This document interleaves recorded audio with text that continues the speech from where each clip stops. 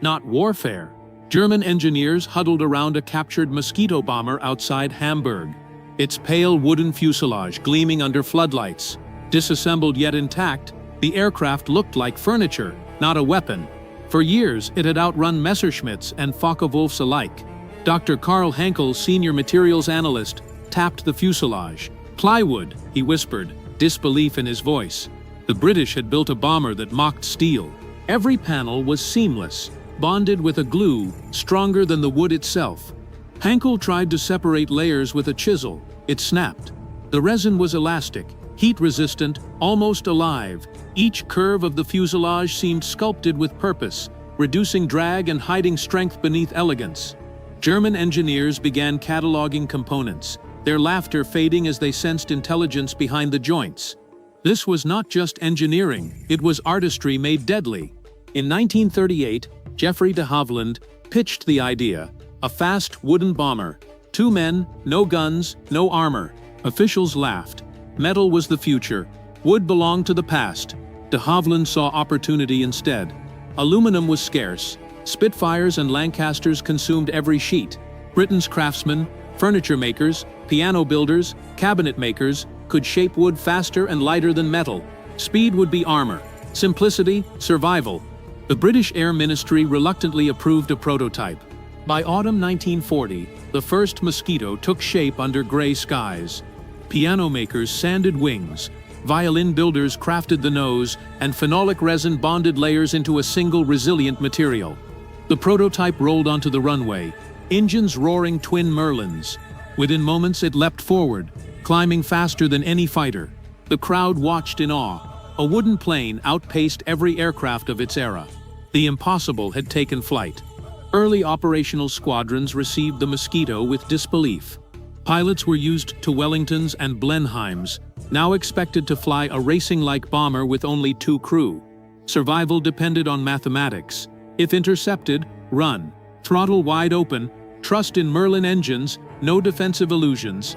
The Air Ministry obsessed over speed tests. Boscombe Down confirmed the aircraft could exceed 390 mph, faster than any Luftwaffe fighter. Numbers on paper became legend in the sky. First combat missions proved its genius. In September 1941, Mosquitoes flew a daylight raid over Oslo, hitting Gestapo HQ and returning unscathed. German interceptors scrambled too late. Subsequent reconnaissance flights penetrated Berlin in daylight, outrunning fighters, dropping bombs, disappearing. Each mission taught crews the rhythm of speed, stealth, and survival. The Mosquito absorbed flak, resisted damage, and made pilots feel it was alive, bending without breaking. The Mosquito's fame spread. British newspapers called it the Wooden Wonder. German pilots dubbed it der Teufelholz, the Devil of Wood. Its success forced Luftwaffe to reconsider strategy. Interceptor orders and radar networks couldn't catch it. Pilots reported chasing phantoms. Its low loss rate, less than 1 per 200 sorties, proved unarmored. Wooden ingenuity was deadlier than brute force. Morale shifted. The aircraft became a symbol of inevitability. Germany tried to replicate it with the Muka project. Captured Mosquito plans and fragments guided engineers, but substitutions for inaccessible balsa and compromises in adhesives doomed the project. The first prototype suffered from vibration, wing delamination, and glue failure under heat and moisture. No matter the dimensions or engines, they could not replicate the magic. German pride collided with physics and materials science, leaving them humiliated. Henkel documented the failure meticulously. The British resin, a phenolic thermoset, bound fibers at a molecular level. The laminated wood flexed, dissipated energy, resisted heat and moisture. Germany could copy shape, but not soul. Muka prototypes collapsed in flight, and the project was quietly abandoned. Göring's rage turned to superstition, while engineers realized genius could not be duplicated without imagination. By 1944, the Mosquito's presence was feared. Its speed and flexibility rendered Luftwaffe interceptors ineffective. Radar blips appeared and vanished. Pilots chased phantoms. Even jets struggled to match its agility. The Mosquito needed only 2 Merlins and open grass. Civilians feared its sudden strikes. Resistance movements celebrated it as proof of reach and ingenuity. Every sortie proved the less you carry, the faster you fly. and the longer you survive. Precision strikes cemented its legend. Daylight raids on Berlin, synchronized with goring speeches, humiliated the Third Reich. RAF operations revolved around the Mosquito's capabilities: pathfinding, reconnaissance, surgical bombing. Its ability to arrive and vanish transformed it into a psychological weapon. Germany's high command struggled to adapt, watching a wooden bomber repeatedly challenge their might without heavy losses. For pilots, the Mosquito became a living machine. Crews trusted its rhythm, its flexible wood, its silent engines. Each mission strengthened its myth, the plane that forgot how to die. Statistics confirmed it: fewer than 1% losses per mission, survival across dozens of sorties. The contrast with lumbering, armored bombers highlighted ingenuity over brute force. British ingenuity combined with desperate necessity had rewritten what a bomber could be.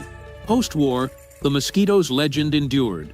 German engineers toured Havilland's factory, witnessing the craftsmanship firsthand. Culture, collaboration, and improvisation had created what pure theory could not. Violin makers taught engineers resonance. Chemists shared adhesives knowledge with woodworkers. Thousands built it, but only the British could capture its essence. The Mosquito inspired new composites, fiberglass and carbon fiber, shaping modern aerospace. The aircraft's influence extended globally.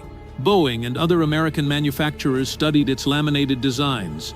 RAF kept Mosquitoes in service into the 1950s, long after jets dominated the skies.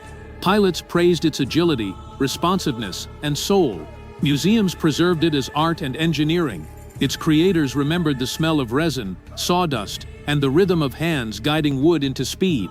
The Mosquito remained alive in memory and design. De Havilland's vision proved that survival depended on imagination, not brute force. He never tried to outmuscle, only to outthink. British engineers, craftsmen, and scientists working together achieved a synergy Germany could not replicate under hierarchy and fear. Hankel's wartime journals noted the lesson: imagination disciplined by necessity is stronger than steel. The Mosquito was not merely an aircraft, it was a philosophy made flight.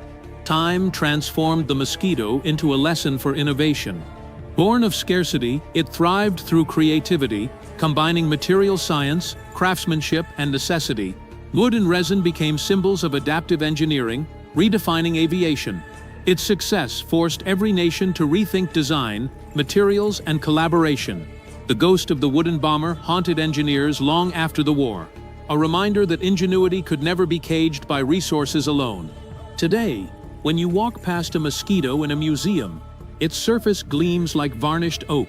You can almost smell the resin that defied an empire. Its story reminds us that courage, creativity, and daring to imagine beyond convention can surpass brute force. Every modern composite airframe owes a debt to its legacy. If you believe in the power of human creativity, hit like, subscribe, and explore more stories where innovation changes everything.